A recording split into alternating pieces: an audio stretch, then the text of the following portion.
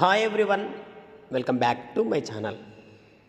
నేటి ప్రశ్న, కింది వాటిలో సరైంది తెలపండి.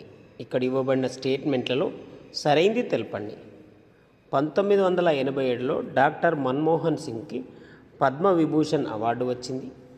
2010లో వరల్డ్ స్టేట్మెంట్స్ అవార్డును మన్మోహన్ సింగ్కు ప్రదానం చేశారు.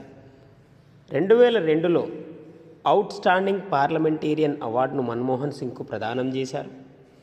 2013లో సౌదీ అరేబియా ఆ దేశ రెండో అత్యున్నత పురస్కారమైన order of the king Abdul అజీజ్ను మన్మోహన్ సింగ్కు ప్రదానం చేసింది.